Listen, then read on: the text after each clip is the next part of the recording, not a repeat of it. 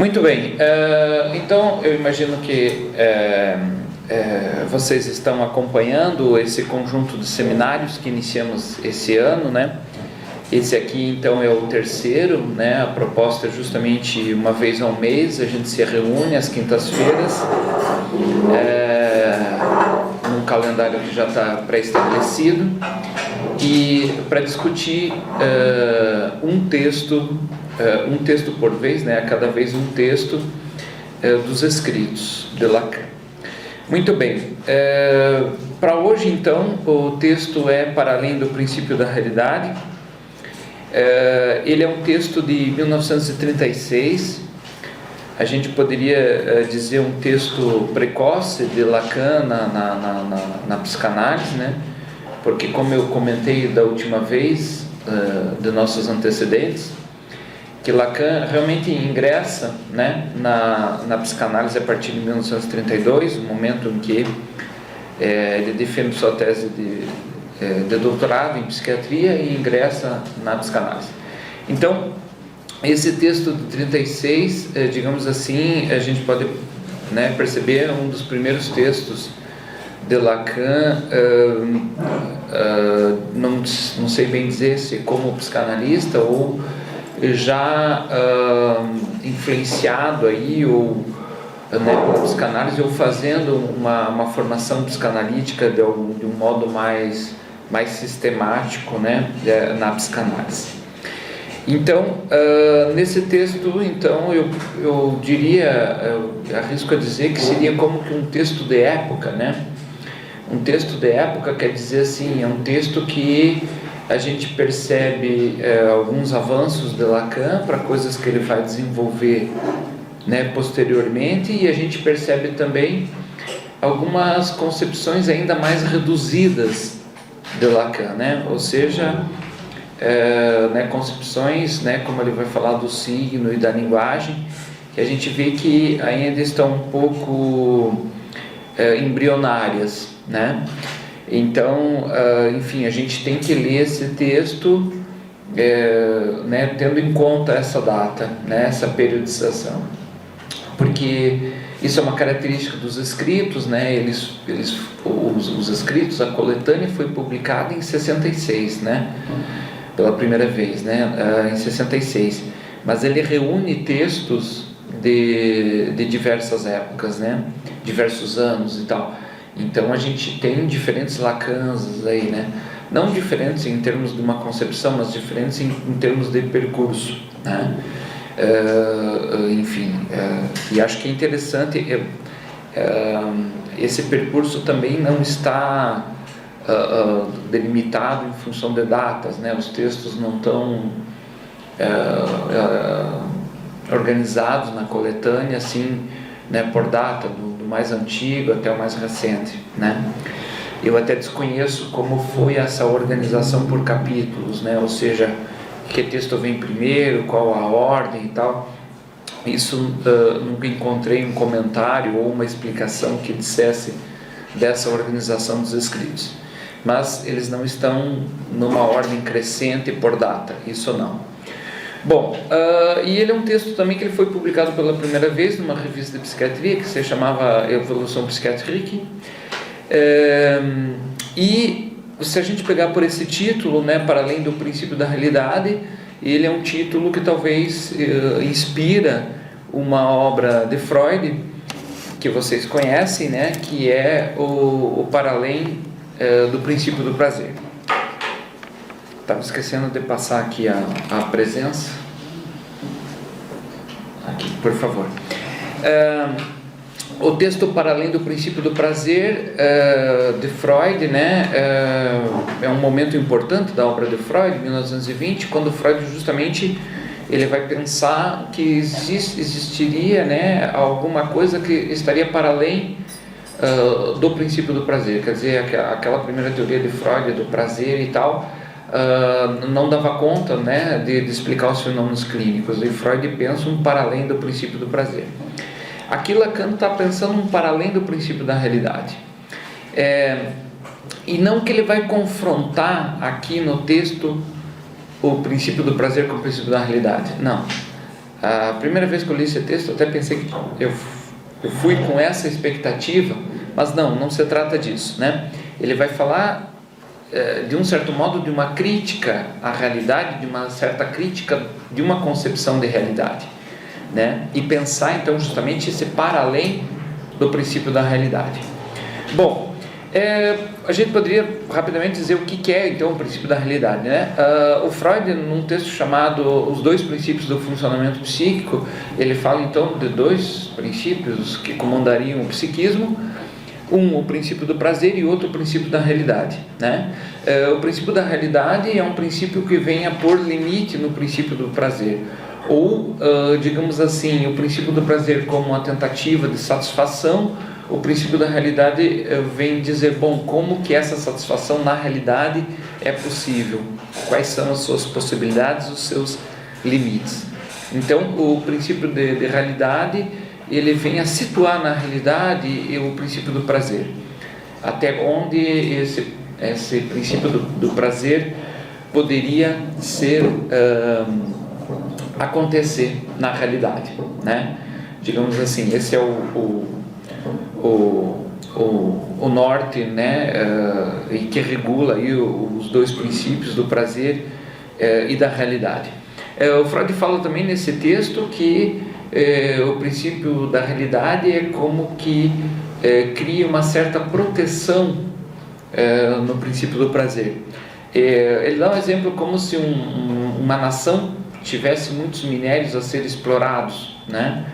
Essa nação iria explorar os minérios, comercializar esses minérios, mas iria manter uma reserva, tipo assim, não iria explorar tudo, iria manter uma reserva, né? Então, isso de delimitar uma reserva é o que faz o princípio da realidade em relação ao princípio do prazer. Ele delimita, criando uma reserva nesse sentido, né? A gente poderia também pensar um exemplo como se fosse assim os ganhos que a gente tem, né, no mês, por exemplo, sei lá, alguém que trabalha e tal, ele ganha uma quantia X, ele não gasta todo esse X, né? Ele faz uma reserva de, sei lá, 10, 20%, enfim, que ele coloque numa aplicação, numa poupança. Ele não está gastando todos os seus recursos, ele está delimitando e reservando uma parte. Então, o princípio da realidade iria ser um princípio que delimita e guarda aí um pouco do princípio do prazer. Bom, essa é a dualidade, basicamente, em Freud, do princípio do prazer e do princípio da realidade. Mas, especificamente, não é disso que o Lacan vai tratar aqui, né? Eu que estou fazendo essa recuperação um pouco para situar o que é o princípio da realidade, né? Em confronto, em diálogo com o princípio do prazer. Mas não é nessa dualidade aí que ele vai trabalhar, Lacan. Ele vai se concentrar a uma crítica à psicologia, e uma crítica à psicologia que trabalha com uma certa perspectiva de realidade, né? Nós vamos ver nesse texto, de um certo modo, um confronto da psicanálise com a psicologia, né? Porque vocês começam a ler o texto, para aqueles que leram e que se lançaram a essa tarefa também, vocês vão ver que ele não fala no princípio da realidade, né? Mas ao longo do texto a gente vai ver, sim uma crítica à realidade, e à realidade entendida né, pela psicologia, ou por uma certa psicologia. E aí depois ele vai pensar a psicanálise para além dessa realidade. Mas o texto inicia então nesse confronto, que eu diria, da psicanálise com a psicologia, em que Lacan faz uma crítica a uma certa psicologia, que é o associacionismo, né? Uma psicologia então reinante, ele diz, né? Seria então uma psicologia reinante mesmo aí nos anos 30, né? O que é o associacionismo, né? É uma corrente psicológica que surgiu a partir dos empiristas ingleses, né? Vocês devem estar lembrados lá dessas aulas, né? O John Locke, por exemplo, um empirista inglês, que ele vai dizer que o conhecimento advém da experiência, né? Não há conhecimento que não advenha da experiência. Aquele confronto clássico da psicologia ou de uma certa filosofia que precedeu a psicologia, né? De um lado os inatistas, de outro lado os empiristas, né? Os inatistas, né, concebendo que o psiquismo teria algo já de inato, e os empiristas dizendo não, recuperando a ideia de Aristóteles, o psiquismo é uma tábula rasa e que a experiência é que vai sendo registrada nesse psiquismo, né? Então o associacionismo ele é uma corrente teórica que deriva dos empiristas, né, dos empiristas ingleses e tal. Na filosofia tem nomes como John Stuart Mill, né? E também a gente vai ver a ligação do associacionismo com a psicofísica. Psicofísica que também é uma corrente psicológica desenvolvida então por Fechner, né? Gustavo Theodor Fechner. Esse cara, ele era um fisiologista contemporâneo a Wundt, né? Contemporâneo a Titchener, enfim, esses que fundaram o Laboratório de Psicologia Experimental em Leipzig em 1879. Então, mais ou menos, o associacionismo nasce daí, dessa psicologia experimental, né? Experimental aqui, entendendo uma psicologia com base na experiência, né? E Fechner, por exemplo, que era um dos fundadores aí da psicofísica, o Fechner pensava, né, o psiquismo como uma inscrição psicofísica, quer dizer, uma relação entre o psíquico e o físico, né? O Fechner, por exemplo, foi falar daquela questão do limiar da percepção diferencial, né? Ou seja, até onde vai a percepção, né? No sentido de uma estimulação física, por exemplo, uma alfinetada no braço aí, como que essa estimulação é percebida do ponto de vista da percepção e a consciência disso, né? Então, ele foi falar, por exemplo, desse limiar da percepção diferencial, ou seja, até que ponto eu consigo diferenciar uma estimulação de outra. Aqui está aquelas experiências, tu pega 2 alfinetezinhos assim, e tu vai colocando no sujeito assim, né? Então, quer dizer, numa mão, numa parte do corpo como a mão, que é muito inervada, mesmo a uma distância curta, você percebe 2 alfinetadinhas, né? Ao mesmo tempo.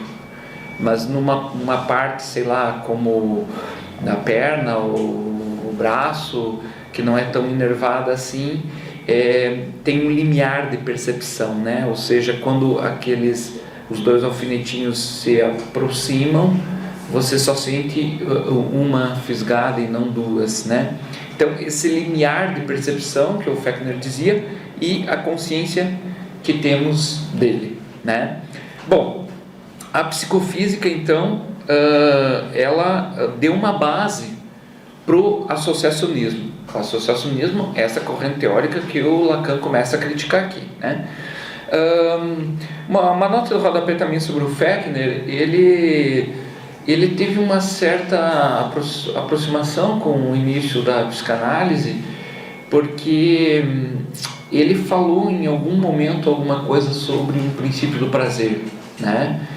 Alguma coisa diferente do que pensava Freud, do que pensou Freud, mas ele foi alguém na literatura que também, num escopo bem mais reduzido, falou do princípio do prazer e também levou em conta uma certa ideia de inconsciente, né? Inclusive aquela metáfora do inconsciente que vocês conhecem, eu imagino que sim, do iceberg, né? Que o inconsciente é um iceberg.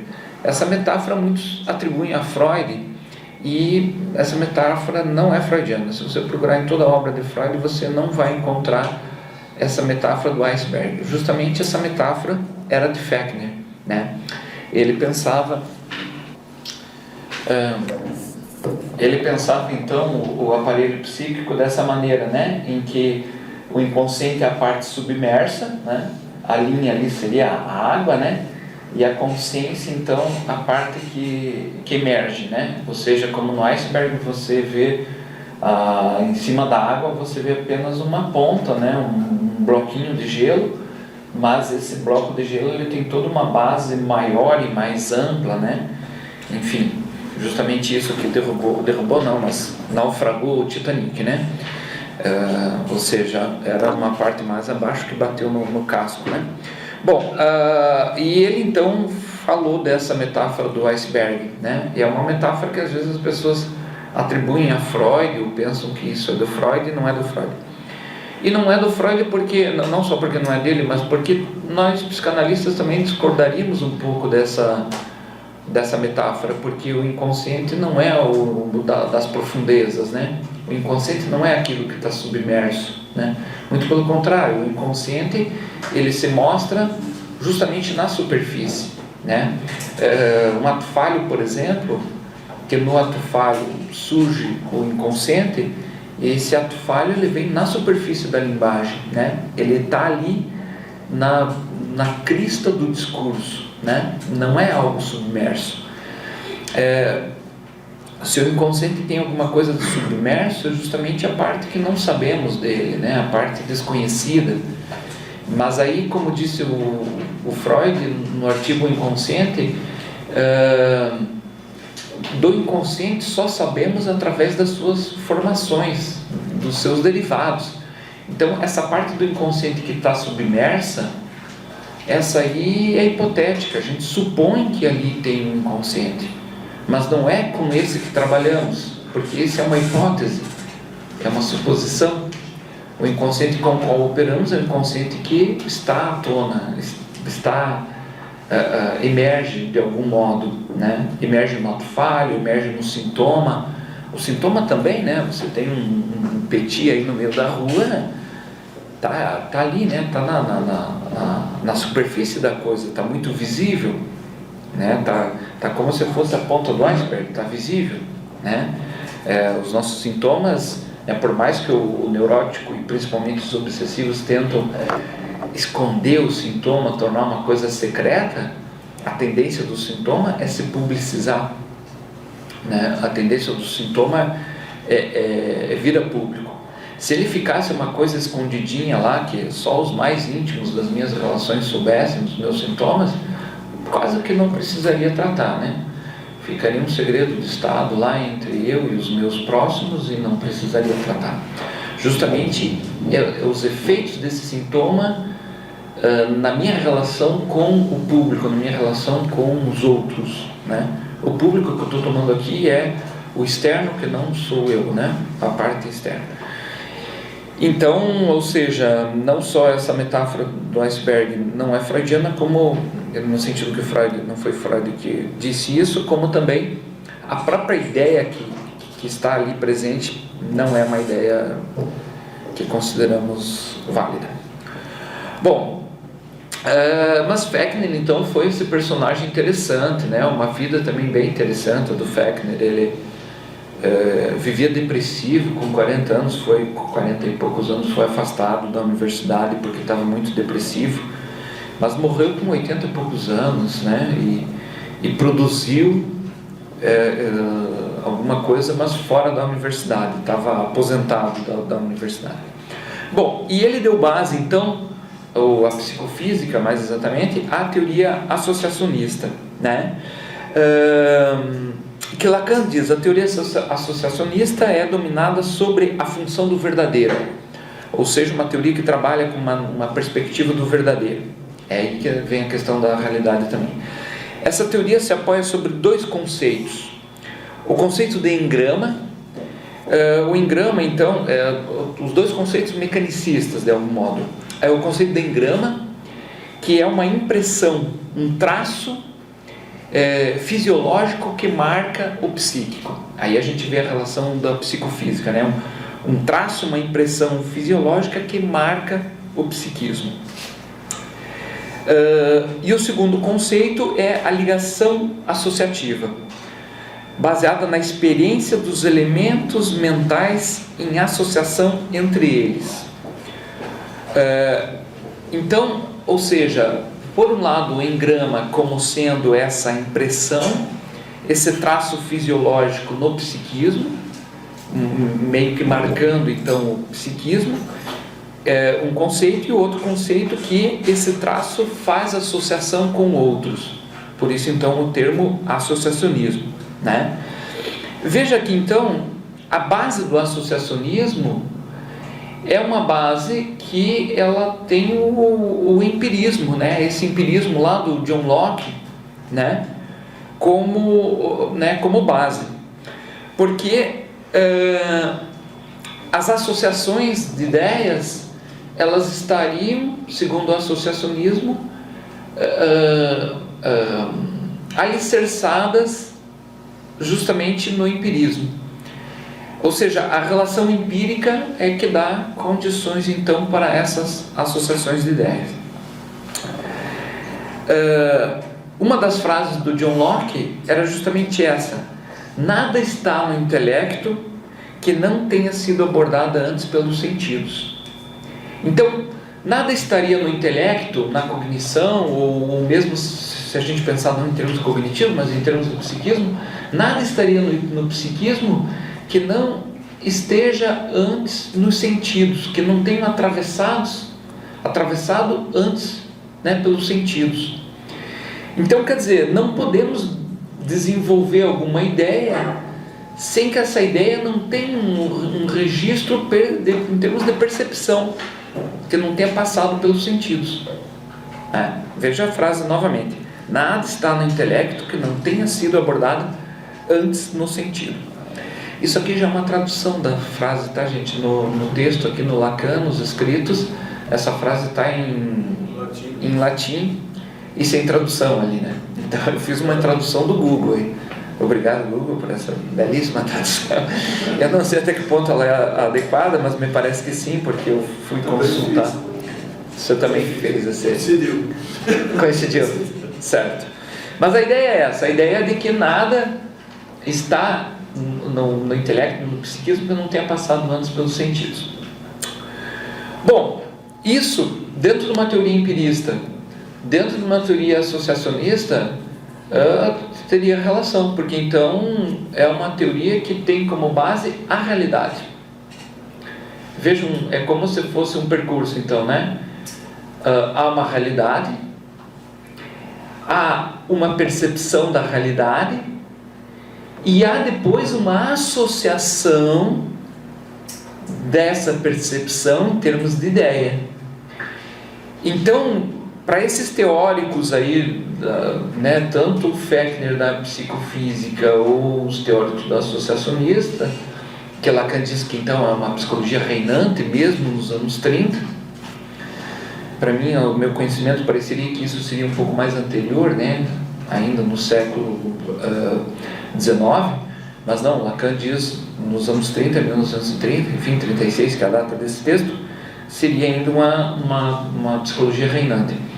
Mas seria você pensar, tem a realidade, tem uma certa percepção da realidade e as associações que partem dessa realidade. Então, essas associações que estariam aí no psiquismo não estariam se não tivesse passado pelo sentido, né? Pelos órgãos do sentido, ou seja, pela percepção. Aqui sentido é no sentido de percepção, de órgãos de sentido, né? Não de uma coisa fazer ou não sentido. Bom, isso talvez aqui a gente já encontre um pequeno ponto de diferença com a psicanálise, e parece que é aí que Lacan está criticando, ou vai criticar, porque se essa base epistemológica serve para o associacionismo, não serve para a psicanálise. Por quê? Porque na psicanálise não caberia essa frase aqui, essa frase em latim aqui, né? Na psicanálise pode-se ter coisas que estão no psiquismo que não têm passado pela a percepção, e mesmo que não estejam presentes na realidade, certo? Um exemplo que a gente pode pensar é justamente o fantasma, ou as ditas fantasias inconscientes, né? Ou seja, um sujeito pode, por exemplo, alimentar uma fantasia inconsciente de abandono sem nunca ter experienciado de fato um abandono. Ou seja, esse abandono pode ser um fantasma que se cria ali no psiquismo, um fantasma que rege a vida psíquica do sujeito, e sobre esse fantasma se constrói sintomas, e o sujeito sofre com isso, mas ele não tem o empirismo, né, no sentido assim de que ele viveu uma realidade de abandono. Ele foi realmente abandonado. A mãe dele abandonou, não quis, jogou fora, aí acharam ele numa lata de lixo e tal. Não, dependente dessa realidade, ele constrói um fantasma sobre isso. Então, a psicanálise se diferenciaria disso. E eu acho que por aí está, então, a ligação com o título desse texto, que a psicanálise trabalharia, né, para além do princípio da realidade. Ou seja, não importaria para a psicanálise a realidade. O que importaria talvez para uma psicologia reinante aí, o associacionismo, que para as ideias estarem em associações, elas precisam ter uma base na realidade e na percepção dessa realidade, né? E para a psicanálise, não, né? Não necessariamente. Eu dei o exemplo dos fantasmas, mas a gente teria vários outros. O fantasma é só um exemplo disso, né? A gente poderia talvez pensar nas próprias alucinações psicóticas, né?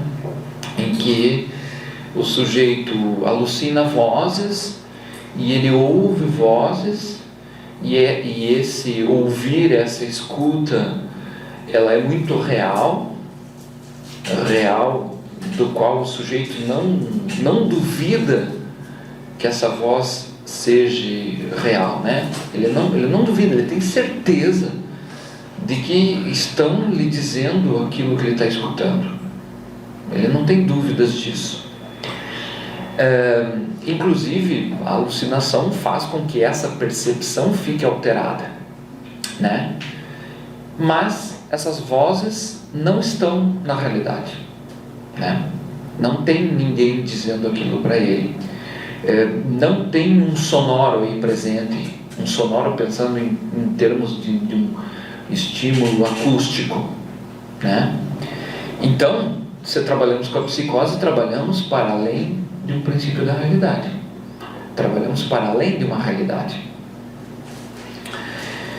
Por isso, na página 81, Lacan vai dizer: trata-se do associacionismo de um materialismo ingênuo. O associacionismo se fixa num valor de verdade em função de um empirismo lógico, de onde deriva a percepção e todos os elementos psíquicos. Então, quer dizer, ingênuo por se ancorar numa verdade baseada no empirismo de uma percepção de algo que estaria na realidade. Bom, eu estava falando da alucinação, justamente nesse momento aí do texto ele vai comentar também, né? Tomando o fenômeno alucinatório por essa via, o associacionismo só faz reproduzir o alcance mítico dessa tradução filosófica, tomando a alucinação como erro dos sentidos. Ou seja, até onde ia o associacionismo, por exemplo, nessa questão da alucinação, para eles a alucinação seria um erro dos sentidos. Por quê? Porque o sujeito ouve vozes e essas vozes não estão presentes no ambiente. Não são sonorizadas, né? Ninguém está dizendo aquilo, né? E o sujeito está ali escutando aquilo.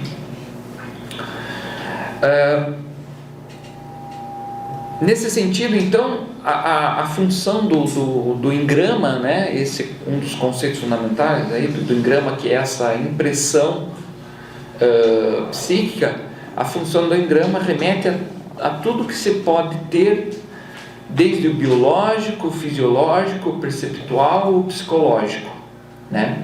Que desse modo o associacionismo se transforma então numa ilusão ou nesse materialismo ingênuo, como ele vai falar, porque o associacionismo, segundo Lacan, então, página 82, se transforma em um polipeiro de imagens, em que há inúmeros pólipos em que nada fica claro. Ou seja, tentando tornar a psicologia um aporte materialista, um aporte na realidade, não dá conta de explicar os fenômenos físicos, né? Me parece aqui, no meu entendimento, que Lacan estaria dizendo assim: olha, vamos pensar a psicanálise para além da realidade, para além desse princípio da realidade. E aí damos mais conta dos fenômenos psíquicos do que se formos ancorar na realidade ou ancorar nesse empirismo e associacionismo que parte da realidade e da percepção dessa realidade. Então ele vai falar, uma série de fenômenos é tomada como insignificante pelos associacionistas. Duas ordens de conhecimentos psíquicos: de um lado as operações do conhecimento racional, de outro toda a ordem de sentimentos, sonhos, assentimentos, crenças, delírios. Os primeiros são explicados pela associação, ou seja, os primeiros que seriam ligados mais à racionalidade, à cognição, né, ao conhecimento racional, esses são explicados pelo esquema da associação. Os últimos devem ser explicados por um determinismo estranho, né? Assim que Lacan, digamos, classifica, um determinismo estranho. Sim, determinismo estranho seria dizer, bom, a alucinação então é um erro de sentidos, né? Aqui novamente, não sentido de fazer sentido, mas sentido como órgão de sentido, né? Assim, todo fenômeno passível de explicação, né, parte de uma realidade verdadeira, segundo os associacionistas, e não ilusória como se fosse possível, pois a realidade psíquica deve ser reduzida à realidade empírica e a partir dessa tudo se explica. Então, isso parece interessante como crítica aí, né? A realidade psíquica deve ser reduzida a uma realidade empírica e a partir dessa tudo se explica. Bom, aqui justamente entramos aí página 83, 84, momento em que Lacan fala daí um subtítulo do texto, Verdade da Psicologia, a Psicologia da Verdade, né? Ele vai dizer, a verdade é um valor que corresponde à incerteza, né? Nesse sentido, a psicologia se apoia numa certeza que quer tocar na verdade, né? Ou seja, o que ele está dizendo é essa ligação do associacionismo com o empirismo, com a realidade, produz um certo valor de verdade. Tipo, assim, não estamos explicando lá uma coisa metafísica, estamos apoiando num certo materialismo, né? E agregando a essa realidade um valor de verdade, né? E Lacan vai dizer, bom, você ancorar isso uma verdade já quer dizer uma onipotência, ou seja, marcando que nessa questão da realidade tem ancorar a verdade a essa realidade tem uma onipotência. Sim, o lugar de verdade é o lugar da onipotência, né? Dizer eu sou a verdade e a vida, por exemplo, né? Bom, né? Que é onipotência maior que isso, né? Dizer eu tenho a verdade, eu vou lhes mostrar a verdade, né? Isso tudo é um lugar de onipotência, né? O lugar da verdade. Por quê? Porque a verdade é relativa, a verdade é parcial, não existe a verdade como totalidade. Então esse lugar de dizer eu tenho a verdade, né? Bom, é um lugar de onipotência. Essa mesma onipotência, por exemplo, que está presente nas religiões, né? Essa coisa de eu trago a verdade e tal, fica sendo um dizer meio religioso aí da coisa, né?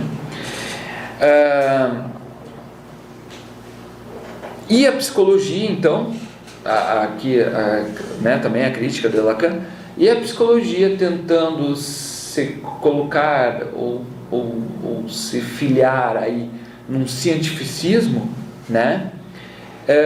Tenta se aproximar dessa verdade, ou seja, a maneira como essa psicologia reinante e esse associacionismo vai trabalhar é se apoiar num lugar de verdade e por isso então também um lugar de onipotência, né? Então, Lacan vai fazer essa crítica, né?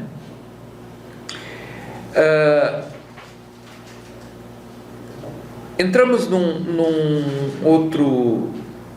numa outra seção do texto, na página 84, que ele fala da revolução do método freudiano. Aqui parece que daí, então, né, começamos a nos aproximar um pouco mais da psicanálise, né? Porque aí ele estava aí falando da psicologia e essa crítica ao associacionismo, enfim. Mas como eu disse, acho que é um texto para ser lido como um texto de época, né? Assim, é o Lacan aí, em 1936, um jovem Lacan com 35 anos, né? Nessa perspectiva que temos que ler esse texto.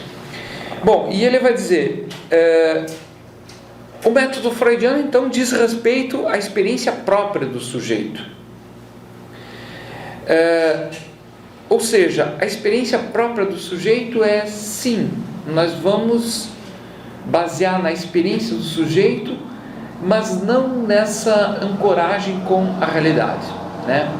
Ou seja, a experiência própria do sujeito é o que esse sujeito e esse sujeito do inconsciente, então, né, nos diz na análise o que ele aporta, e para além, né, de uma realidade.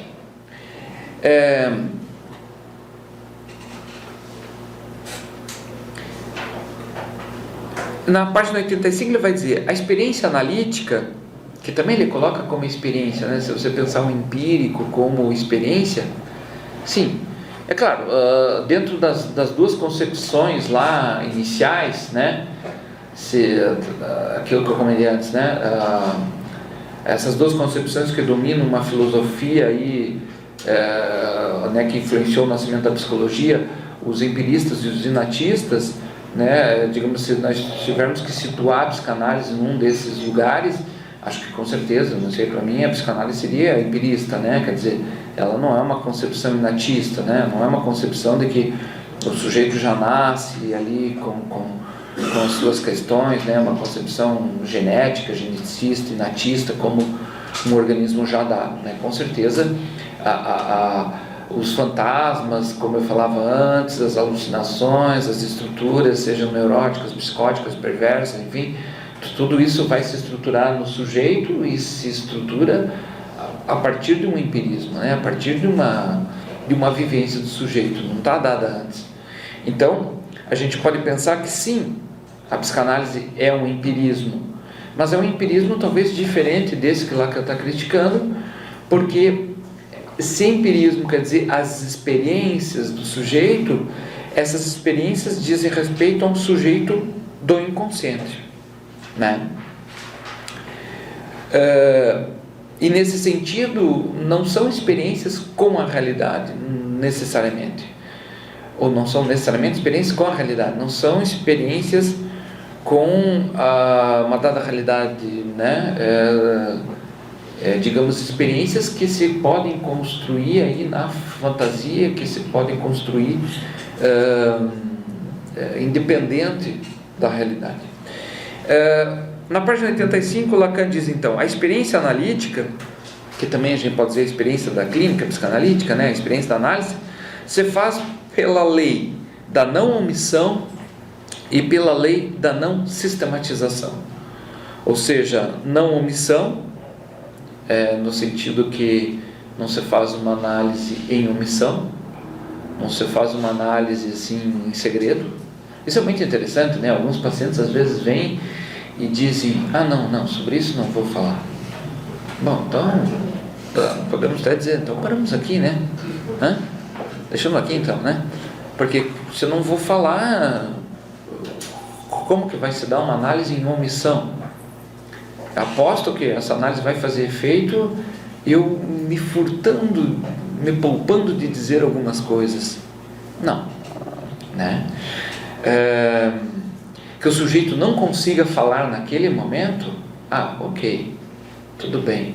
Quer dizer, tudo bem mais ou menos, mas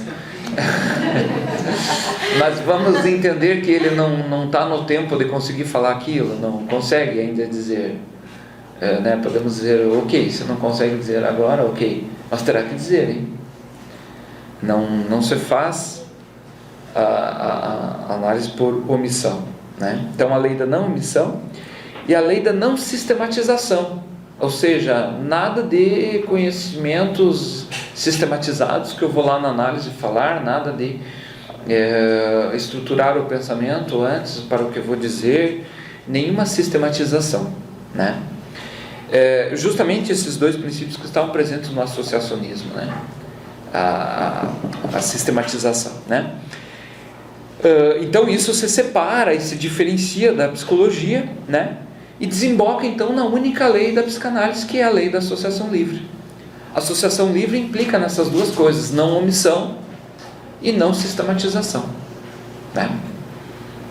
Essa questão da sistematização também, o paciente diz assim, mas pois é, não sei o que falar hoje, não preparei nada. Sim, mas não é para preparar, né? Bom, a gente sabe também que quando o sujeito prepara, o preparado não dá certo, né? Não é também uma coisa de, olha, não prepare a sessão, hein? Se você preparar, bota tudo a perder. Não vai dar certo a tua análise. Não, fique tranquilo. Vai dar certo sim, porque não é, ao menos não é esse preparo que vai inviabilizar, né? Ele prepara uma coisa, chega lá, acontece outra. Tem uma não sistematização, né? Assim como também a omissão, né? O sujeito diz, não quero falar sobre isso. Sim, não quer falar, mas quando ele se dá conta, ele vai estar falando, né? Se a análise realmente for uma associação livre, né? Então também ele não tem esse domínio de isso aqui eu vou falar, isso aqui eu vou guardar segredo, isso aqui quem sabe deixamos de lado, né? Ele não tem essa gerência sobre a sua organização psíquica aí, né? Essa não sistematização faz parte do método, né? Estar em associação livre de algum modo é estar siderado aí, né, no discurso, e aí as coisas saem do sujeito apesar dele, que é aqueles momentos quando o sujeito diz, nossa, pensei que eu nunca ia conseguir falar isso para alguém, ou quando ele diz, nossa, falei tanta coisa que eu nunca imaginaria que iria dizer, né? Enfim, esse tipo de falas assim, né, que a gente costuma ouvir na clínica, que é o próprio sujeito assim se surpreendendo com aquilo que disse, se surpreendendo com para onde a coisa caminhou, né, no sentido daquilo que ele falou, das intervenções, do que veio, né? Enfim, ele fica surpreso com tudo isso. Justamente essa surpresa porque mostra uma não sistematização, né, no sentido que ele não gerencia e o analista também não gerencia. A direção da análise não é gerenciar isso, não é gerenciar a associação livre. A direção da análise é conduzir para que a análise vá por esse caminho, né? Mas não um cerceamento do que vamos falar, do que não vamos falar. Isso era o que acontecia no método hipnótico, que é um método não psicanalítico, né? Lá nos inícios, na história de Freud, né?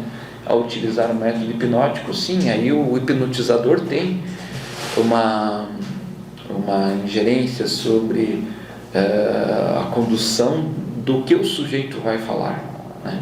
Na associação livre, não, né? Então, por isso também, né, a gente fala que o paciente pode falar tudo livremente, sem censura.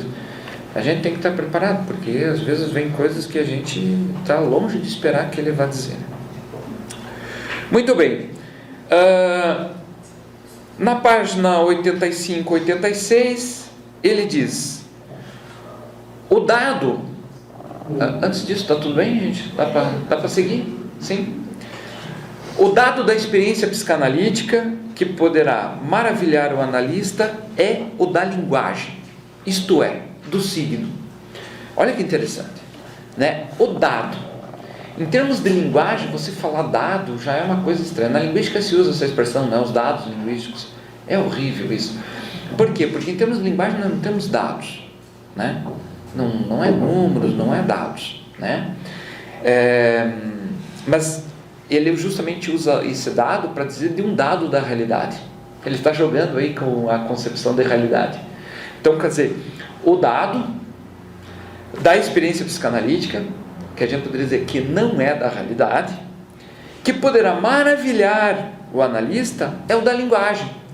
Ou seja, esse dado com o qual trabalhamos, esse dado entre aspas então, né, com o qual trabalhamos é o da linguagem. E essa linguagem, ela não tem nada a ver com a realidade. Se tem uma coisa que quebra com a realidade, é a linguagem. Por quê? Porque a linguagem, ela funciona por conta própria. A linguagem não está nem aí para a realidade.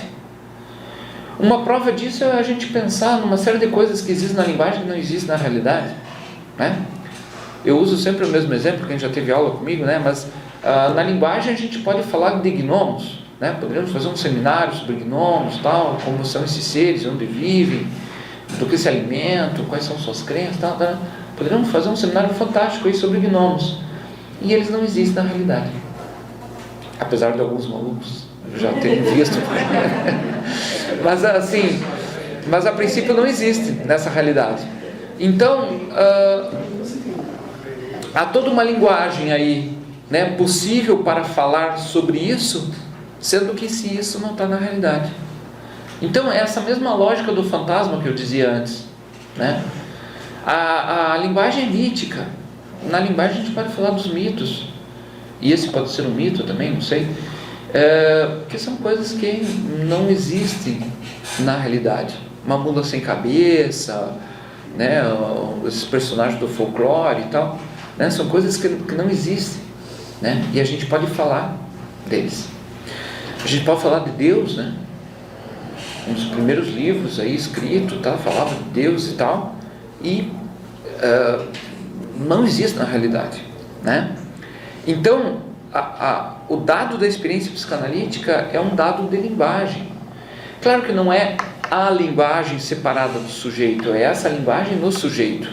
É essa linguagem no sujeito falante, como ele se articula, como ele fala, como essa linguagem opera nele, né?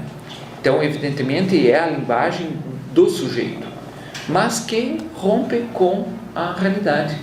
Porque o estatuto da própria linguagem é romper com a realidade, né? Por isso que eu dizia dados linguísticos, para mim é uma aberração. Porque justamente a linguagem, ela rompe com esse dado de realidade, esse dado, né? A linguagem é uma outra coisa, né? A linguagem, ela presentifica uma ausência, né?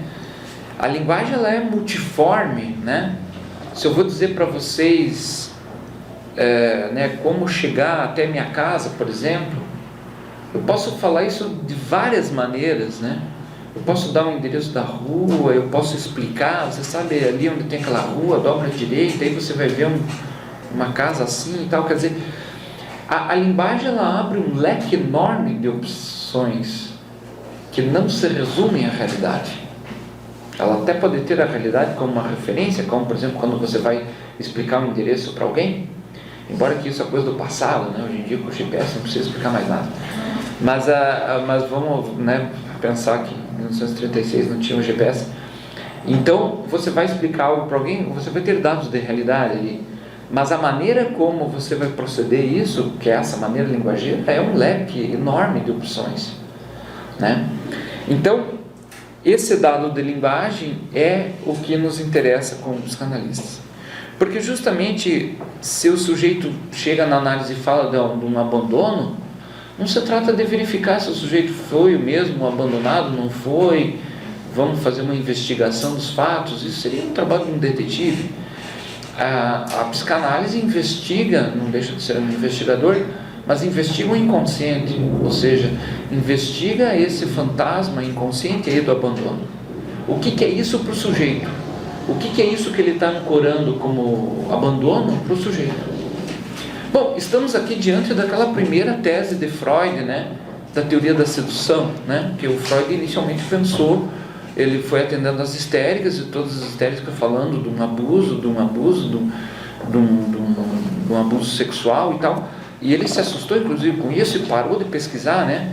Porque ele disse, bom, né, vivemos numa sociedade de perversos, com tantos pais aí, abusadores. Depois ele se deu conta que Não, que isso era a realidade fantasmática de cada histérica lá, né?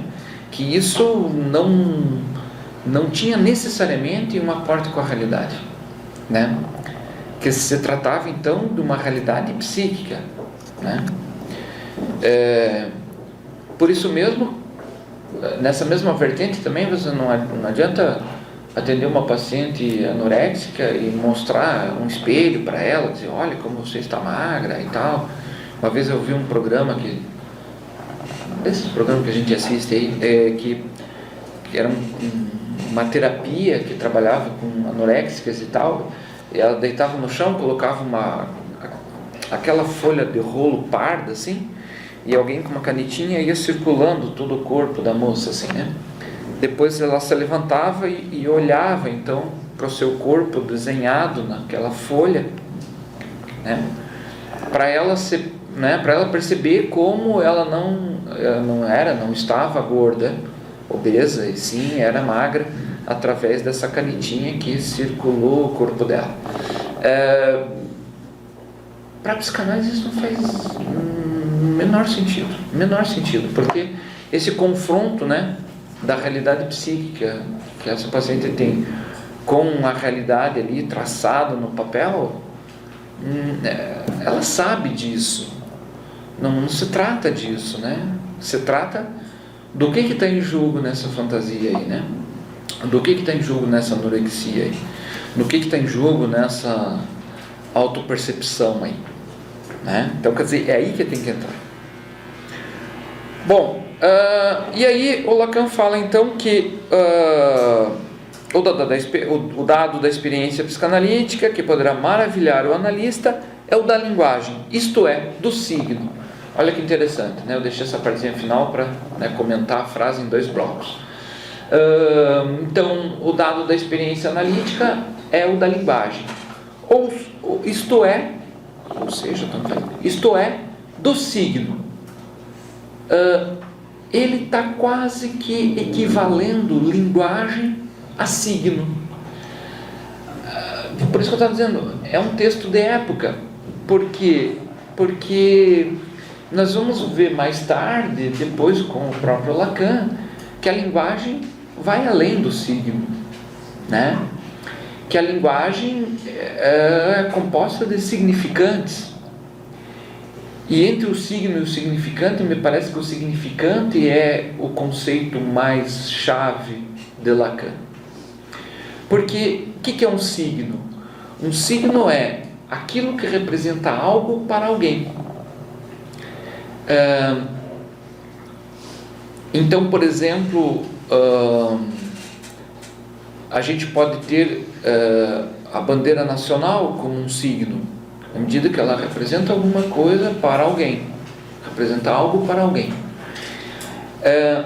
A noção, e geralmente esse algo seria mais tipo assim, uma coisa mais compartilhada com outros, né? A bandeira nacional, a bandeira do Brasil, para nós que somos brasileiros, a gente compartilha de uma certa representação aí desse signo, né? A noção de significante para Lacan já não é isso, né? Embora que ele não está tratando aqui do significante. A noção de significante para Lacan o significante é aquilo que representa o sujeito para um outro significante, né? Então, a gente pode dizer, né? O signo é aquilo que representa algo para alguém. O significante aquilo que representa o sujeito para outro significante.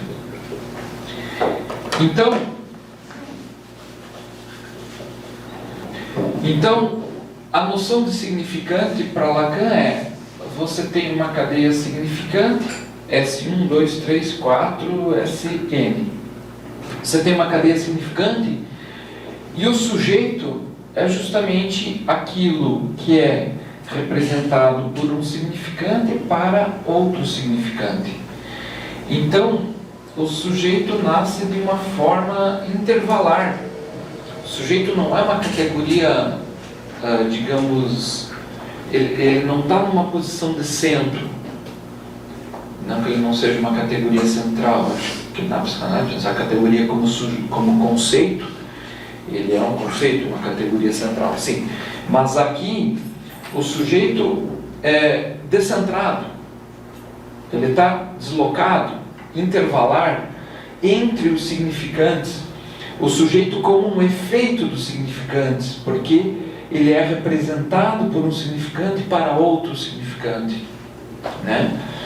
Então, nesse sentido, não há no sujeito alguma coisa que o defina por ele próprio. A sua definição é derivativa de uma cadeia significante. Então, se a gente pensar que o sujeito é constituído na e pela linguagem, a gente tem que pensar que ele é constituído pelos significantes e não pelos signos, né? Então, aqui a gente vê uma ideia de linguagem e de signo ainda embrionária em Lacan, porque o que ele vai desenvolver depois é muito além disso. Lacan, nesse momento, não está tendo muita clareza entre o signo, o significante, né?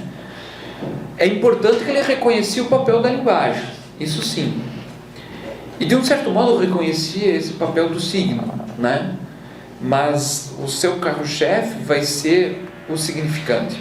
Embora no seminário 11 ele vai trabalhar com essa noção de signo, ele vai inclusive diferenciar o signo do significante, né?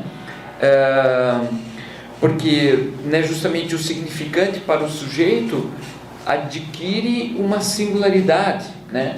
O significante está representando o sujeito, não está representando alguma coisa, está representando o sujeito, né? A gente poderia pensar assim, né, no caso do Hans, né, do pequeno Hans, o que era o cavalo para o pequeno Hans, né? Se para você que cria cavalos, anda de cavalo, gosta de cavalo, né, faz equitação e tal, o cavalo para ti é uma coisa. O coitadinho do menininho lá do Hans, digo coitadinho, né, porque sofria, né? Para o Hans, o cavalo é outra coisa. Então, esse significante representa aí o sujeito Hans para outro significante. O significante não é a representação de algo do cavalo, não, ela é a representação do sujeito, porque o Hans se fazia representar nesse significante cavalo. Se fazia representar de um modo fóbico, né? De um modo sintomático aí, né? Então, por um lado, dentro disso tudo que Lacan está discutindo nesse texto, a gente vê um avanço no sentido de reconhecer a importância da linguagem, e que a linguagem é esse dado para nós, mas ainda uma concepção de signo muito embrionária, né? Assim, e não aparece a noção de significante. E ele discute também essa relação, enfim, muito cara para a psicologia, para a filosofia também, a relação entre linguagem e pensamento, né? Ele fica discutindo, será que o pensamento é uma linguagem secreta? Não, desculpe, a linguagem... Como é que é? O pensamento é uma linguagem secreta ou a linguagem é um pensamento expresso, né? Ele se pergunta isso, né? O pensamento, né, como uma linguagem mais secreta, ou a linguagem, né, quando falamos, enfim, é um pensamento expresso, né? Bom, depois a gente vai saber, através de Lacan, né, a discussão disso tudo, né? Para ele, enfim, o pensamento, esse pensamento do ponto de vista cognitivo, ou o pensamento enquanto as Gedankes, né, inconscientes, que o Freud dizia, né, que o inconsciente é feito de Gedankes, de pensamentos, né? Então os pensamentos, sejam eles cognitivos, sejam eles inconscientes, se formam a partir da linguagem. Por isso mesmo, então, na página 86 ele vai dizer: o psicanalista não desvincula a experiência da linguagem da do sujeito. Ou seja, o psicanalista faz aí essa relação extremamente íntima e cara da linguagem com o sujeito. Antes da linguagem significar, significa alguma coisa para alguém. Veja, ele está na concepção de signo, né? É o signo como aquilo que representa algo para alguém. Então ele diz: antes da linguagem significar, como a linguagem significar no mundo, significa alguma coisa para alguém, né? É importante isso que ele diz, mas ainda é uma concepção de signo e não de significante. E o analista entra então justamente como aquele que vai trabalhar a linguagem, né? Um interlocutor que está presente na linguagem, né? O analista está presente na linguagem, o analista é um testemunho dessa linguagem e das operações da linguagem no sujeito. Então, de algum modo também, o analista é aquele que quebra a questão da realidade, quebra toda essa concepção de que a realidade é assim, assado, para trazer a linguagem que mostra a realidade subjetiva, a realidade própria do sujeito. Na página 89 tem uma citação aqui interessante que vale a pena a gente ler. Ele está falando justamente do efeito da análise, né? da psicanálise. Sua ação terapêutica, ao contrário, deve ser essencialmente definida como um duplo movimento, pelo qual a imagem, a princípio difusa e fragmentada, é regressivamente assimilada ao real, para ser progressivamente desassimilada do real, isto é, restaurada em sua realidade própria. Ou seja, a ação terapêutica da análise estaria nesse duplo movimento, né? Pelo qual a imagem, a princípio difusa e fragmentada, que seria a imagem do bebezinho, do recém-nascido, esse pedaço de carne, como Lacan falou em outro momento, quer dizer, essa imagem difusa e fragmentada é regressivamente assimilada ao real. Sim, porque ele precisa ser assimilado aqui real até numa concepção de uma certa realidade, né? Assimilada à realidade para ser progressivamente desassimilada do real, isto é, restaurada em sua realidade própria. Ou seja, no sentido que essa imagem fragmentada do bebê, do recém-nascido, ele deve ser assimilada a um real, para depois desassimilada, né? Ou seja, construindo a própria imagem do sujeito. É como se nessa imagem fragmentada que o sujeito tem de si mesmo, ele deve ser assimilado a um real, para depois desassimilado. É quase como aquilo que a gente faz com os bebezinhos, com as criancinhas, que depois dá um nó na cabeça deles, né? Enquanto eles são pequenininhos, a gente fica dizendo: que coisa mais fofa, né? Coisa mais linda do papai. Você é a coisa mais linda do mundo. E aí o bebê internaliza isso, né? Que ele, que antes estava todo fragmentado, todo perdido, todo difuso, ele começa a se assimilar a um real. Eu sou a coisa mais linda do mundo. E olha que tem coisa bonita no mundo, né? Então, quer dizer, ele se associa a uma coisa mais linda do mundo. Depois essa criancinha cresce um pouco, começa a aprontar, fazer umas traquinagens. O pai e a mãe chegam e dizem assim: isso que tu fez é feio. Pô, mas eu que era a coisa mais linda do mundo, agora estou fazendo coisa feia. Isso, quer dizer, aquela imagem fragmentada é assimilada ao real para depois ser desassimilada. Ou seja, nem o bonito nem o feio, nem eu sou a coisa mais bonita do mundo e nem o que eu faço é tudo feio. Quer dizer, nesse bonito e no feio, eu vou construindo a minha imagem, que é própria, né? Restaurada em sua realidade própria, diz aqui Lacan no final dessa citação. Então, quer dizer, o trabalho da análise é então, antes disso, né, eu estou dando um exemplo de uma constituição subjetiva aí, né? O trabalho da constituição subjetiva é a construção de uma certa realidade. Não tem realidade dada, né? Dizer, o bebezinho nasceu, isso é uma realidade. Não, a realidade para nós, para ele não tem realidade nenhuma aí. Para ele toda essa realidade tem que ser construída. Então veja, é um movimento que está para além do princípio da realidade, porque é uma realidade que não está dada para ser experienciada. Não, é uma realidade que tem que ser construída. Se você deixar esse bebezinho assim solto, livre, leve, solto, ele não vai avançar, ele vai morrer, né?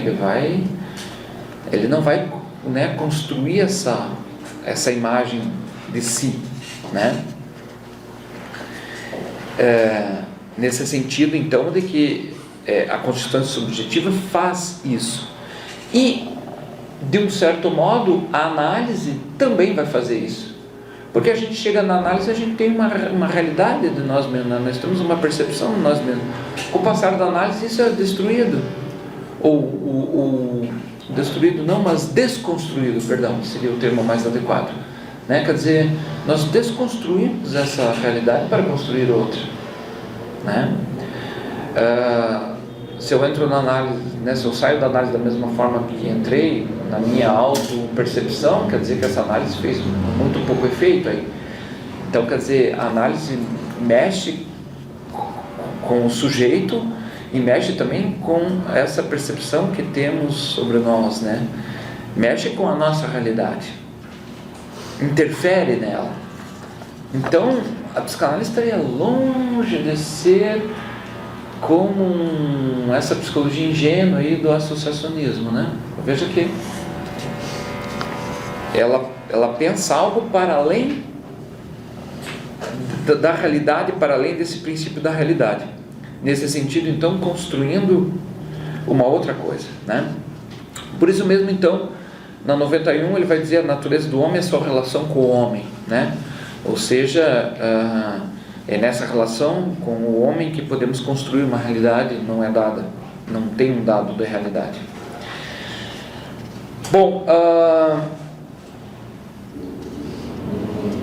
na 91 ele vai dizer as relações interhumanas são relativas, a psicologia é relativa e o avanço de Freud é pensar uma realidade psicológica própria de cada sujeito e marcada pelo aspecto da linguagem. A via de Freud mostra a sua relação com a linguagem. Então, quer dizer, essa realidade própria de cada um que se constrói via linguagem, claro. É o que estamos falando aqui. A psicanálise não se dá por uma imitação, mas por uma assimilação global de uma estrutura e assimilação virtual do desenvolvimento. Ou seja, nesse sentido que ele falava de uma imitação, como também algumas dessas teorias dizem de uma certa imitação, né, no desenvolvimento. As relações psíquicas fundamentais se dão através do termo complexo, através dos quais se formam as imagens, né? Sim, é aquilo que ele vai falar dos complexos familiares, né, nessa mesma época aqui dos anos 30, né? Quer dizer, esses complexos se formam através das imagens. O complexo se mostram através das imagens, das fantasias que são ali ancoradas. Bom, e aí na 94 ele vai falar também da metapsicologia freudiana, que implica em ver a libido como um conceito energético e também como uma hipótese substancialista, mas não materialista, né? Se a gente pensar assim, a libido é um conceito energético nesse sentido substancialista, mas não materialista, né? Não materialista no sentido de uma ancoragem com a realidade, né? A libido é uma energia psíquica, sua substância é psíquica, né? Essa substância não é matéria, essa substância é psíquica, ainda que Freud diga lá, por exemplo, a pulsão está no limite, na fronteira entre o psíquico e o somático, esse somático não é pensar o soma aí como a matéria corporal, né? Mas sim como uma substância corporal, né? E isso difere também das concepções do associacionismo, que partia desse empirismo, né? Então a libido, por exemplo, também não implica nada do empirismo ou do associacionismo, né? Ela acaba de dizer, a libido implica em fatos de desejo, né? Ele usa essa expressão que no texto está em itálico, né? A libido implica em fatos do desejo. E para finalizar, para a gente não se alongar muito aqui também,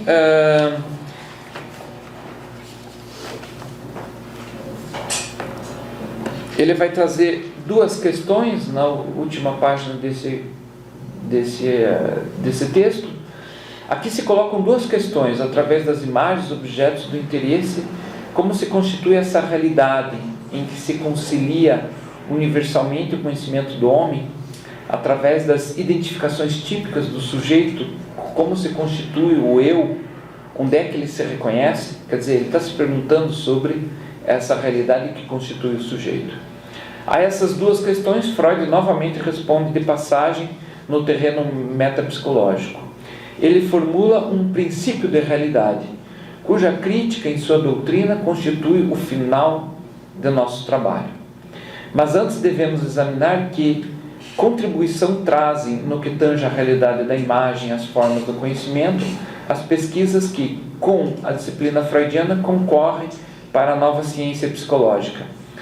Essas serão as duas partes do nosso segundo artigo. Bom, ou seja, ele está justamente se perguntando o estatuto da realidade, né? O estatuto desse princípio da realidade dentro de uma concepção freudiana, né? Uma realidade que está aí a ser, né, digamos, construída, uma realidade que não está dada, né? Essa realidade que é relativa ao sujeito, né? Essa realidade que estaria então para além de um princípio da realidade, né? Ou seja, essa realidade, como ele disse ali, não é material, ela pode ser substância, mas não material, né? A gente poderia pensar o fantasma, assim, né? O fantasma tem uma substância, mas não uma materialidade nesse ponto de vista da realidade, né? Bom, gente, em linhas gerais, ao menos da minha leitura desse texto, é isso, é sempre uma leitura, volto a afirmar isso, né, já pela terceira vez, e acho que todos os encontros vou falar isso novamente, é sempre uma leitura possível, dentre outras, né, mas apresento aqui a minha leitura desse texto. E agora abro para a gente discutir um pouquinho o que pareceu para vocês, enfim, né, perguntas, comentários, ou a partir da leitura do texto que vocês fizeram, o que parece também. Sim.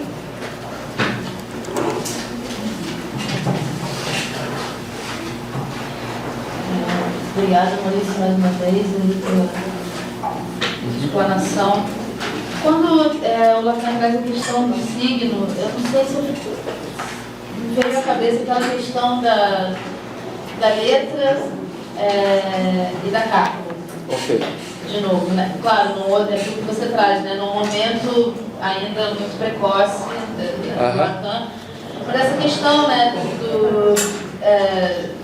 desse primeira inscrição aí desse signo como a letra, né? E o significante que depois ele vai vir como a carta, né? Então, não sei se falar alguma coisa sobre isso, assim, sobre se isso realmente faz sentido, assim, como um prelúdio, né? Claro. Dessa questão que depois ele traz lá na frente. Sim, ok. Sim, o microfone pode ficar por aí, que de repente circula por aí. Bom, ok, obrigado pela pergunta. Não, uma pergunta bem interessante mesmo. Porque, veja bem, a gente tem três conceitos aí, ou três conceitos, que eu diria signo, letra e significante, né? Três conceitos que eu acho que dá para articular com os três registros.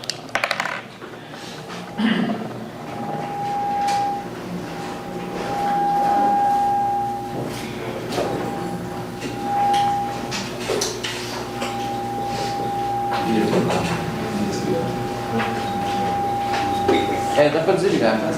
Tá?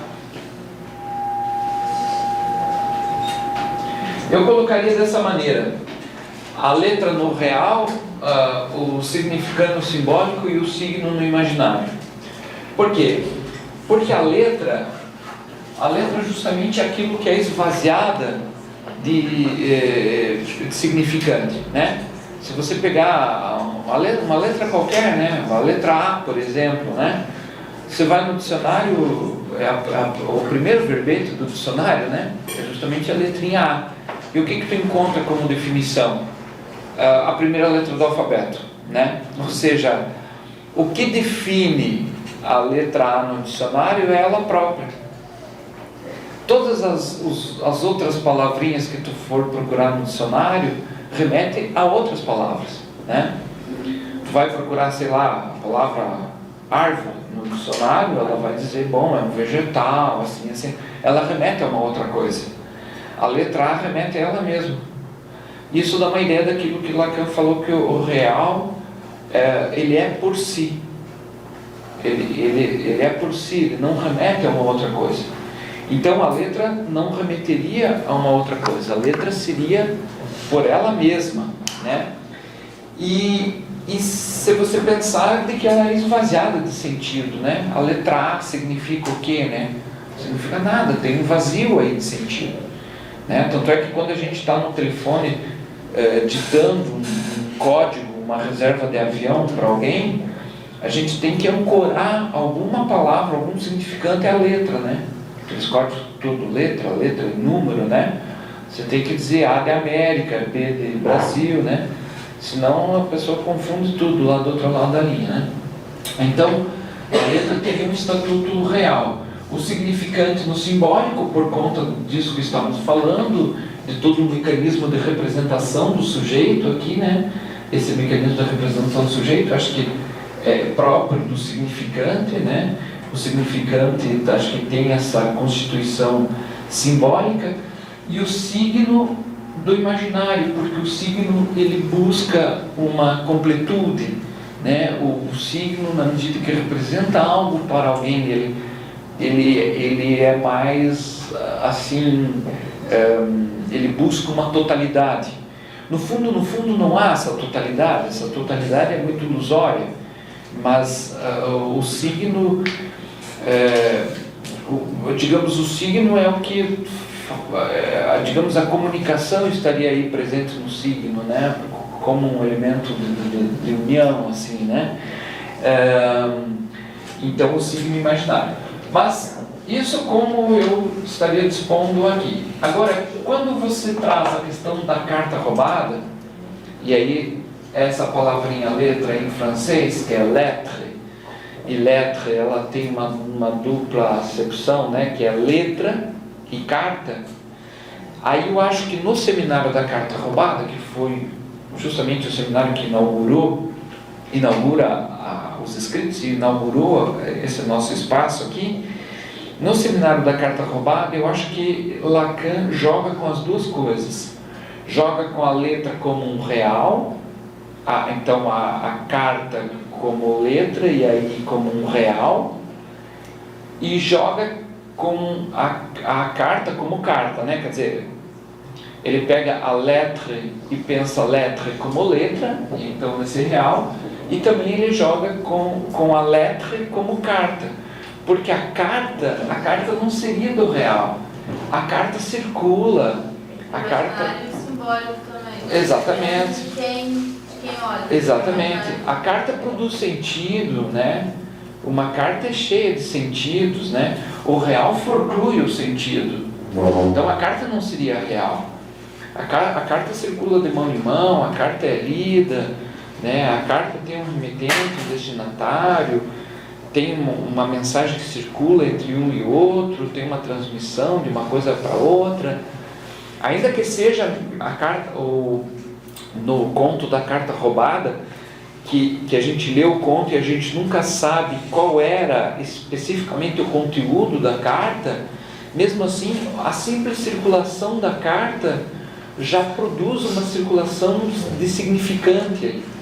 Então, eu acho que no seminário da carta roubada, Lacan se usa dessa dupla acepção aí de letra para trabalhar a questão da letra no real e da carta que seria simbólica, né?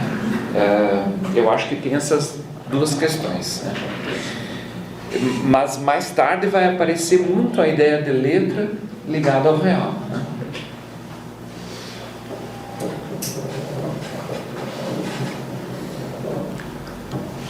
Sim. Só um esclarecimento. É que está gravando, aí é bom que a gente veja alguma coisa com essa gravação. Obrigado. É um esclarecimento mesmo, né? Na definição de significante.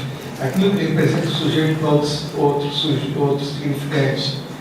Você falou que o Hans, né, o cavalo, seria uma representação do Hans para que outros significantes? Sim. A gente poderia pensar assim, o cavalo não seria uma representação, o cavalo seria um representante, né? No sentido que a representação ela dá uma ideia maior de totalidade. Então o cavalo seria esse significante que é um representante desse sujeito do Hans para outro significante, que poderia ser o analista, por exemplo. O analista como um significante também. Não, assim. O próprio pai do Hans. Também. Porque tem a Também. associação que ele faz. Né? Sim. Eu não estou dizendo que é o analista e ponto. Eu estou dizendo que esse significante pode ser vários. Uma das maneiras de entender é que esse outro significante é o analista. No sentido assim, vamos imaginar, né? É claro, a análise do Hans estava atravessada pelo pai. Mas vamos pegar um menininho e o Hans indo num analista, vamos supor, né? Esse conteúdo todo inconsciente que ele traz em relação à fobia, em relação ao cavalo, ele não fala para alguém. Sim, ele vai dizer, não, estou falando para o Zé da Silva aqui, que é o meu analista. Mas não é para esse alguém, para esse fulano que ele fala. Ele fala para o analista. E o analista é um significante. Não é alguém, não é uma pessoa. Sim, a gente sabe que ali tem uma pessoa, mas é fundamentalmente um significante. Entende? E é uma cadeia também, né? Sim. Então, na verdade, para a gente poder determinar quais seriam os seus significantes, a gente teria que escutar o Hans. Sim, claro. Sim, mas a gente pode pegar pelo caso, né, os outros significantes que estão ali presentes, né? Eu estou pegando o cavalo como se fosse um significante central. Sim, do Hans. Sujeito. Porque a pergunta era para qual era o outro significante. O outro pode ser o próximo da cadeia. Ok. O próximo da cadeia, e aí sim, teria que escutá-lo, porque pode ser. Mas a pergunta é porque na definição de significante está a própria nome significante, ou seja, um dos verbetes que define significante nessa que você botou é o próprio definidor. Sim. É um círculo aí. Eu queria entender melhor como é que funciona esse círculo, que desse meio é o sujeito, né? Sim. Mas é porque talvez você está tentando, eu estou apostando que seja isso, você está talvez entendendo que tem que chegar num referente. Entende? A ideia de referente seria assim, chegar a uma coisa, né? Na linguística, o referente é assim, você dizer o pai da psicanálise e o grande mestre vienense, o referente quem é? Sigmund Freud, né? Quer dizer, essas duas maneiras de dizer o pai da psicanálise ou o grande mestre vienense, estamos nos referindo a Freud, então o referente a Freud. Talvez você está pensando de qual é o referente aqui. Não tem. Entra em cena aquela metáfora da cebola, que o Lacan diz que o sujeito é uma cebola, que você vai tirando as camadas, como se fosse tirando os significantes, tirando e jogando fora, né? Com uma faquinha tu vai descascando e jogando fora. E tu pensa em encontrar um referente, tu pensa em encontrar ali um núcleo, como se fosse um caroço da cebola. E não tem esse caroço. A cebola se constitui de camadas, né? Os folhetos ali, não sei como chama, da cebola vai se sobrepondo um sobre o outro e tal, dá uma consistência, né? A cebola tem... E entre uma camada e outra, onde estaria o sujeito? Porque ele está representando... Não, o sujeito, ele é essa relação de significante para significante. Essas camadinhas da cebola em que uma estão sobrepostas às outras, cada folhinha da cebola seria um significante que em relação com o outro formaria o sujeito. O sujeito estaria aí nessa relação entre os significantes. Entre um e outro. Que é o mesmo. Sim, que é o mesmo de você dizer que o sujeito é um efeito da cadeia significante. Às vezes aqui tu vai encontrar só isso aqui, ó. Mas não quer dizer que entre o significante 1 e o 2 eu tenho o sujeito. Não, esse 1 e 2 ele é emblemático de toda a cadeia. Quer dizer que entre os significantes, como efeito desses significantes, vem o sujeito. Então, quer dizer, o sujeito seria a própria cebola, né? Que se constitui nessa relação das camadas, sem ter um núcleo, sem ter um referente, um lugar central dentro da cebola, né? Tu vai descascando ela, tu vai despedaçá-la e ficar com a mão vazia, né?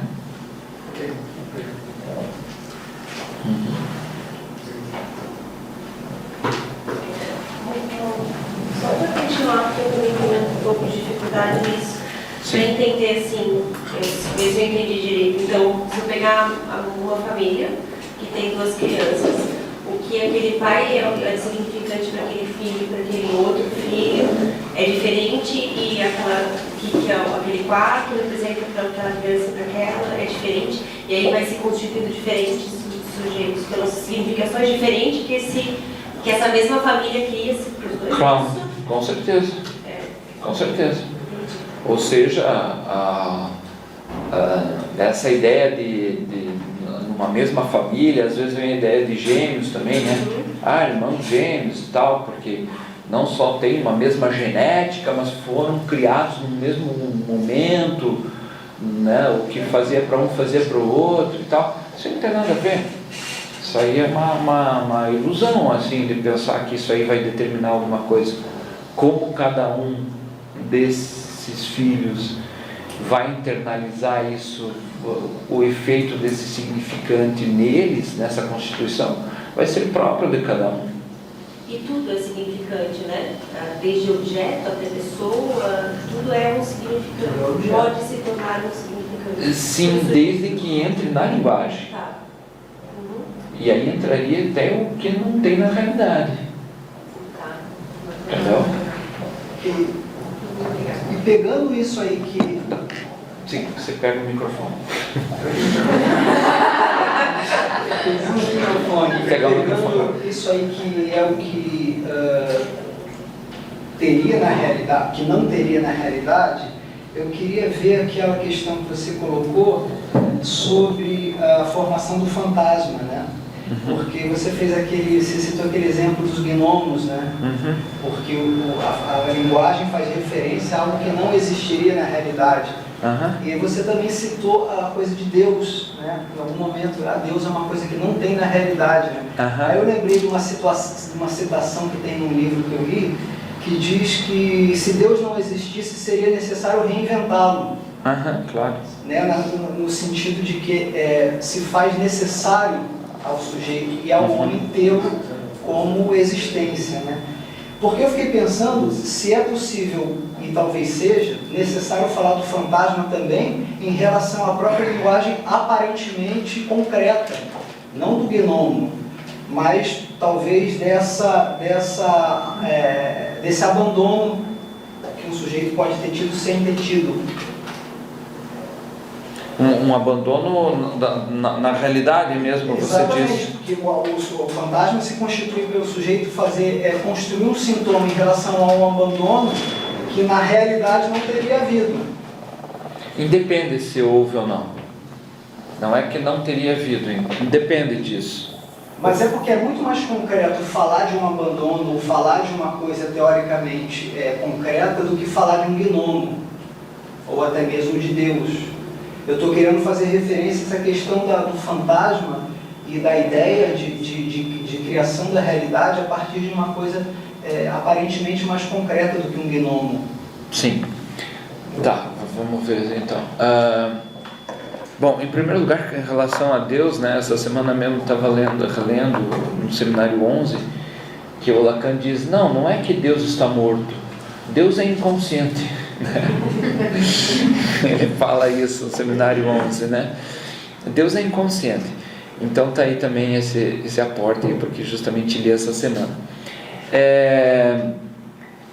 Diante dessa questão que você está pondo, assim, não sei se a psicanálise concordaria com essa formulação assim de que é mais fácil falar de uma realidade concreta, né? A realidade para a psicanálise, para o sujeito com o qual ela trabalha, é uma realidade sempre psíquica. Então, pouco importa se ela é concreta mesmo ou não, pouco importa se esse abandono de fato mesmo aconteceu ou não. Psiquicamente, o sujeito vai viver isso, né? Entende? O que você pode ter, às vezes, é como que essa realidade psíquica é assustadora. Os sonhos estão aí para nos dar testemunho disso, de como, por exemplo, nos angustiamos com um sonho, porque ele nos traz uma realidade assustadora. E às vezes até do ponto de vista assim, de como é essa realidade do sonho, uma coisa muito louca, né? Tipo, o Freud cita um exemplo lá de que o cara sonhou com barcos que navegavam sobre telhados de casa. Uma cena surreal. Isso na realidade concreta, isso não vai sair ali fora e ver um barquinho navegando em cima dos telhados das casas. Quer dizer, essa cena onírica, ela é uma cena, ela é um surrealismo assim da coisa, né? Então isso pode nos impactar, dada a tamanha distância de uma realidade diurna, de uma realidade imaginária, né? De uma realidade com a qual a gente se relaciona no dia a dia, né? Tanto é que justamente essa realidade do dia a dia é o que nos acalma quando acordamos de um pesadelo, né? A gente acorda de um pesadelo e aí a gente olha para o quarto, aí a gente diz, eu estou no meu quarto, estou na minha casa, estou na minha cama. Por que isso aí nos acalma? Por que a gente não continua em pânico, diz, meu Deus, o dragão está vindo, vamos para debaixo da cama? Quer dizer, por que a gente não continua no pânico? Ao situar essa realidade, a gente se acalma. Porque justamente essa realidade imaginária, essa realidade concreta que eu olho e digo, estou na minha casa e tal, essa realidade ela é apaziguadora. Já a realidade psíquica, às vezes ela é apaziguadora e às vezes não, ela traz os nossos fantasmas mais loucos, mais perversos e que nos inquietam. Então eu não sei o que é o mais fácil aí de falar. Às vezes falar da realidade é muito fácil. É dizer, eu estava vindo para cá, deu um acidente ali, o cara caiu, tá? Sabe? Por mais que seja uma realidade cruel, houve um acidente, o cara quase morreu e tal, mas eu descrevo aquilo, tá? É uma cena do dia a dia das nossas cidades e tal. Agora, quando toca num fantasma meu, é nisso que eu me angustio. É a ideia do estranho de Freud. Está ali o cartazinho do estranho, né? O estranho no Freud não é assim o desconhecido. O estranho é aquilo que me inquieta, e isso que me inquieta como sendo alguma coisa familiar. É algo que me é familiar e que me assusta. Ou seja, isso que está em mim, né? E que às vezes nem o despertar vai resolver, né? Porque às vezes ele desperta. Sim. E a angústia cresce. E cresce ainda mais, claro. Sim, às vezes a realidade desse despertar não dá conta. Claro. Tem exemplos aí, né?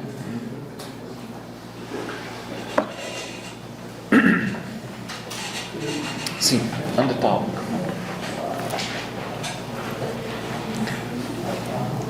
Obrigado, Maurício, por compartilhar conosco a sua leitura do seminário. Eu fiquei com uma dúvida aqui, se possível, se eu pudesse comentar.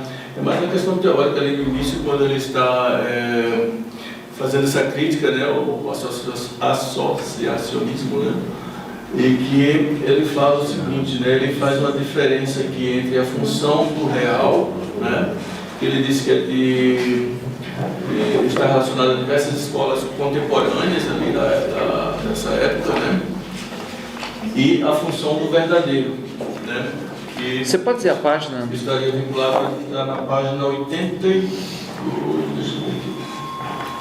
não é na 82, na página 79.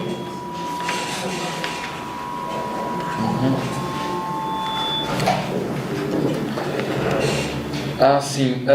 Há uma concepção que se define mais ou menos judiciosamente nos fundamentos teóricos de diversas escolas contemporâneas sob o nome de função do real. Digamos que a teoria associacionista é denominada pela função do verdadeiro. Tá, a tua questão qual que é? Então, a minha questão seria essa diferença, porque não ficou muito claro para mim essa função do real, o que é, né? Porque a função do verdadeiro, tanto falaste aqui e tal. Mas a função do real, qual seria, né? E assim, seria basicamente isso, né? E a outra questão seria se você poderia também comentar a questão desse tópico que fala na verdade não é o tópico, é o título, né? Que eu achei bastante interessante, verdade da psicologia e psicologia da verdade. Sim. Então, nessa primeira questão que você coloca, me pareceu que assim, a função do real seria tipo as escolas contemporâneas, né, que investigariam o próprio real, embora que aqui eu acho que é real no sentido da realidade. Ele não tem, em 1936, com certeza, gente, ele não tem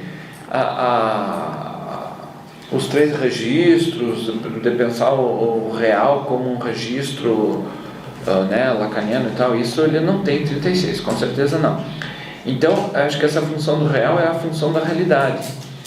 E que o associacionismo, ele, em cima dessa função do real, ele coloca, ele se denomina, ou é denominada como função do verdadeiro. Ou seja, do meu entendimento, parece como que ele coloca essa função do verdadeiro sobre a função do real. Sobre esse ponto real que estava sendo investigado. Exatamente. Como se assim, investigar o real seria isso, investigar o verdadeiro. E se a psicanálise então não investiga esse real, realidade, então não é verdadeiro. Entendeu? Eu acho que seria essa a questão.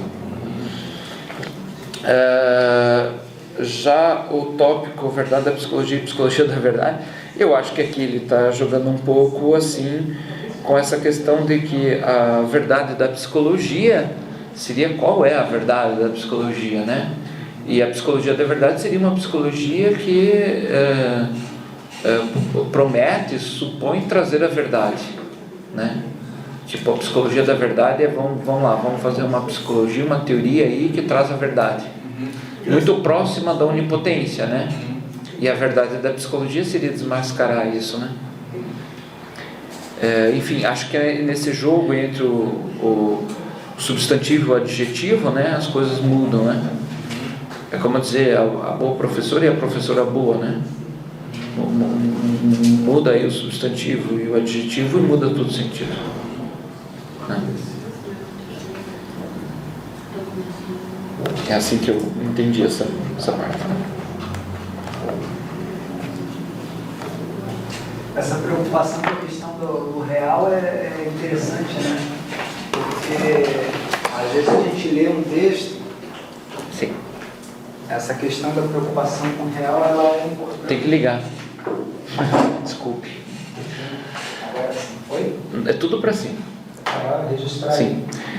É importante, né? Porque às vezes a gente lê um texto e aparece que não só nesse texto de 36, em vários textos posteriores, ele faz referência, faz menção ao real, e ele usa esse termo real, muito mais dentro desse contexto articulado com uma realidade,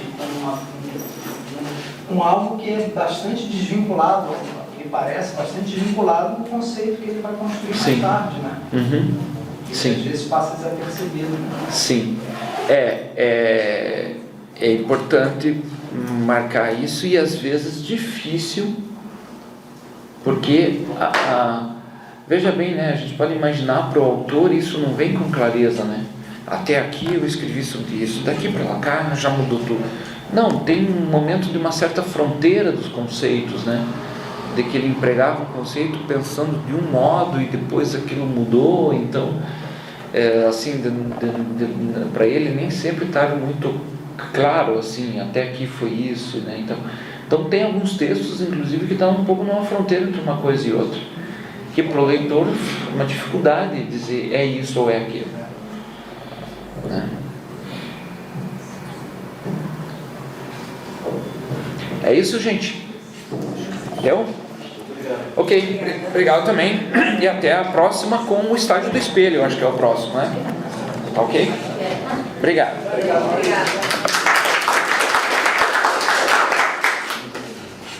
O estágio do espelho.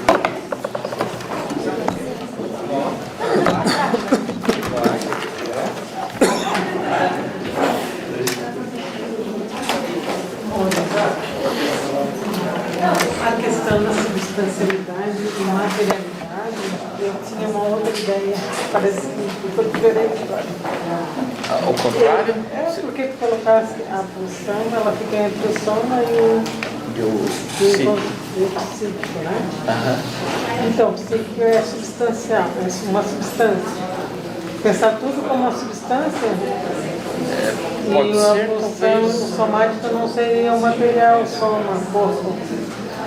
É uma substância corporal, né? Pois é, mas não é o corpo, né? O corpo físico. Mas aí que está. Tem um efeito nesse corpo. Mas o que é o corpo físico, né? Se ele já não é atravessado pelo simbólico. Também, mas eu digo esse onde o efeito vem de uma análise, por exemplo, do sintoma onde ele aparece no corpo. Mas eu acho que talvez seria um pouco inadequado pensar e dizer sobre isso materialidade. Quando ele fala em realidade que é a análise, a matéria seria a experiência do sujeito, uma análise. Ele fala isso, eu acho que até já falaram de outra vez. Mas é a experiência. Porque de material é a experiência, mas a experiência.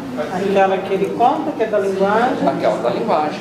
Da linguagem da função. É da linguagem, mas ele não diz experiência aí nesse sentido. Mas não é só factual. Não, exato.